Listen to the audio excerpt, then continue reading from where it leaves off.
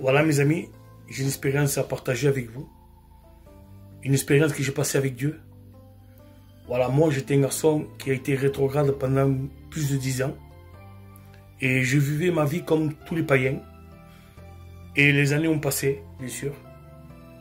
Et je sentais quand même que Jésus me rappelait à lui. Je sentais que Jésus me rappelait. Jésus voulait que je revienne à lui. Et je le dis à ma honte, je refusais. Je refusais l'appel de Dieu. Je disais non. Non, je reste comme ça. Mon cœur s'avait endurci. Mon cœur s'avait endurci comme un rocher. Je ne voulais plus revenir à Jésus. Mais Dieu, il avait son plan. Gloire à Dieu, amen. Il avait son plan, Dieu. Quelques années plus tard, je sentais toujours cet appel. Et il y a rétrograde comme moi, des amis à moi. Je disais, les amis, je disais, est-ce que toi tu ressens ce que je ressens?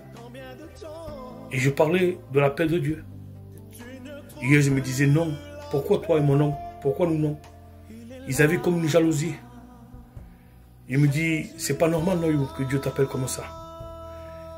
Et le soir même, je me suis mis dans la chambre. Et j'ai fait cette prière. Je dis, c'est vrai, Seigneur. Comment ça se fait que tu veux que je revienne à toi? Seigneur, pourquoi? J'ai dit, mais pourquoi moi? Pourquoi moi? Qu'est-ce que je suis moi? Pourquoi moi? Et Jésus m'a dit, par l'Esprit, je me laissais trouver par celui qui ne me cherchait pas. Et j'avais ça fortement dans mon cœur. Et je ressentais cette parole. Une parole d'amour. Une parole d'amour comme un père aime son enfant. Et j'ai fait cette prière à Dieu. J'étais dans ma chambre. J'étais seul avec Dieu. Et je disais, Seigneur, si tu veux que je revienne à toi, donne ce que mon cœur désire. Et si tu me donnes ce que mon cœur désire, je reviens à toi. Je me donne à toi, Seigneur. Quelques mois après, je tombe malade. Et je rentre à l'hôpital. Des pasteurs sont venus me voir. Ils ont prié pour moi. Et à 5 h du matin, l'Esprit m'a réveillé. L'Esprit m'a dit, prie, prie, prie-moi.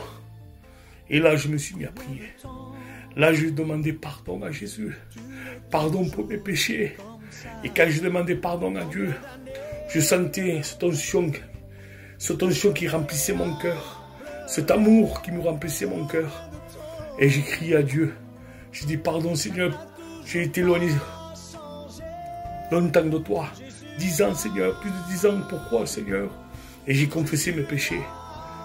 À 11, je restais endormi. J'ai prié de 5h30 jusqu'à 6h30 du matin. La fatigue m'a pris, je me suis endormi. À 11h du matin, l'Esprit m'a réveillé. Et l'Esprit me disait encore, prie, prie-moi.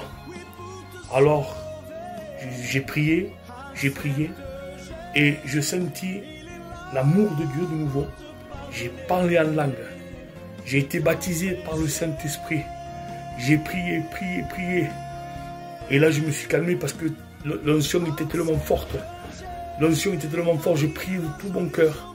J'avais peur que l'infirmière rentre à la chambre et qu'il dise, mais il est fou celui-là. Donc, j'arrivais plus à me contrôler. C'est l'onction, l'amour de Dieu qui était à moi, à me visiter. Et là, j'ai pu me contrôler. À 12h30, mon cousin Michael m'a appelé.